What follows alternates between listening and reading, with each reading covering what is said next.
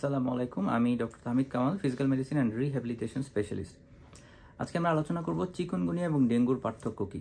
সাধারণত চিকুনগুনিয়া এবং ডেঙ্গু দুটি কিন্তু একই মশা দিয়ে হয়ে থাকে, ফলে অনেক কনফিউশন হতে পারে, অনেক বিভ্রান্তি হতে পারে আপনাদের মধ্যে যে কোনটি চিকুনগুনিয়া এবং কোনটি ডেঙ্গু।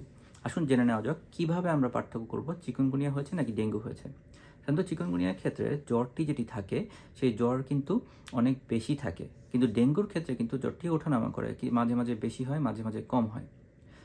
ডেঙ্গুতে কিন্তু চোখের পিছনে ব্যথা থাকে, যেটাকে আমরা মেডিকেল ভাষায় বলে থাকি রেট্রো অরবিটাল পেইন। সেই রেট্রো অরবিটাল পেইন কিন্তু চিকুনগুনিয়াতে থাকে না। চিকুনগুনিয়াতে কারোর যদি ধরেন জ্বর হয়েছে এবং চোখে ব্যথা আছে, তাহলে কিন্তু আপনি ধরে নিতে পারেন তার ডেঙ্গু হয়েছে, চিকুনগুনিয়া নয়। কিন্তু কারো যদি চোখে ব্যথা না থাকে কিন্তু অনেক বেশি জ্বর হয়েছে, সেক্ষেত্রে কিন্তু আপনাকে ধরে নিতে হবে যে চিকুনগুনিয়া। এছাড়াও চিকুনগুনিয়াতে কিন্তু কমপ্লিকেশন হিসেবে বাতের ব্যথা বা আর্থ্রাইটিস হয়ে থাকে, যেটি অত্যন্ত মারাত্মক একটি কমপ্লিকেশন। এবং চিকুনগুনিয়া রোগ হওয়ার পরে কিন্তু ভালো হয়ে যায়। ভালো হয়ে যাওয়ার পরেও কিন্তু বাতের যে সমস্যাটি, সেই সমস্যাটি দীর্ঘদিন পরেও অ্যাপিয়ার করতে পারে এবং দীর্ঘদিন আপনাকে ভোগাতে পারে, মাসের পর মাস বা বছরের পর বছরও কিন্তু এটি আপনাকে ভোগাতে পারে। কিন্তু সেক্ষেত্রে ডেঙ্গু কোনো ধরনের বাতের সমস্যা হয় না। ডেঙ্গুতে জ্বরটি হলে 7 থেকে 10 দিনের মধ্যে জ্বর ভালো হয়ে যায় এবং এরপরে রেসিডুয়াল কোনো সিমটম থাকে না, শুধুমাত্র জেনারেলাইজ উইকনেস বা দুর্বলতা ছাড়া। কিন্তু চিকুনগুনিয়াতে হলে আপনার কিন্তু অনেক দিন পর্যন্ত আপনার হাঁটুতে ব্যথা বা গিরায় ব্যথা থাকতে পারে।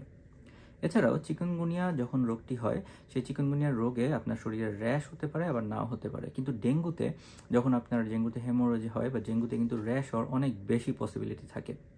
রক্ত পরীক্ষা করলে দেখা যায় চিকুনগুনিয়াতে কিন্তু প্লেটলেট কাউন্টটি অনেক সময় অত বেশি কমে না, অনেক সময় কমে কিন্তু সাধারণত অত বেশি কমে না। কিন্তু ডেঙ্গুর ক্ষেত্রে প্লেটলেট কাউন্টটি অনেক বেশি কমে যায় এবং অনেক সময় কিন্তু মারাত্মক রকম সাইড ইফেক্ট হতে পারে, যেমন হেমোরয়েজ হতে পারে বা রক্তক্ষরণও হতে পারে। এখন আসুন আমরা জানি যে আমরা কীভাবে ডেঙ্গু এবং চিকুনগুনিয়া প্রতিহত করব। সাধারণত আপনারা এই গরমের সময় অবশ্যই মশারি টাঙিয়ে ঘুমাবেন এবং বাসার আশেপাশে কোনো যদি স্ট্যাগন্যান্ট ওয়াটার দেখেন বা পানি জমে থাকতে দেখেন, সেই ক্ষেত্রে কিন্তু আপনাকে সেটি সিটি কর্পোরেশনে জানাতে হবে বা আপনি নিজ উদ্যোগে এলাকাবাসীর সাথে কিন্তু আপনি ওই ময়লা জায়গাটি বা পানি যে জমে থাকে সেই জায়গাটি আপনি পরিষ্কার করতে পারেন।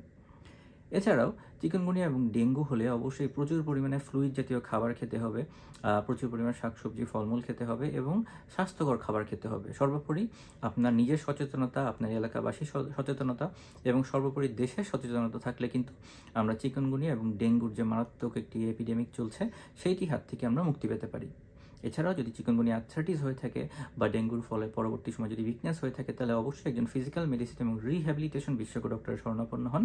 ডক্টরের কথা অনুযায়ী প্রয়োজনীয় চিকিৎসা গ্রহণ করুন এবং চিকুনগুনিয়া এবং ডেঙ্গুর মারাত্মক ক্ষতিকারক সাইড ইফেক্ট থেকে মুক্তি পান।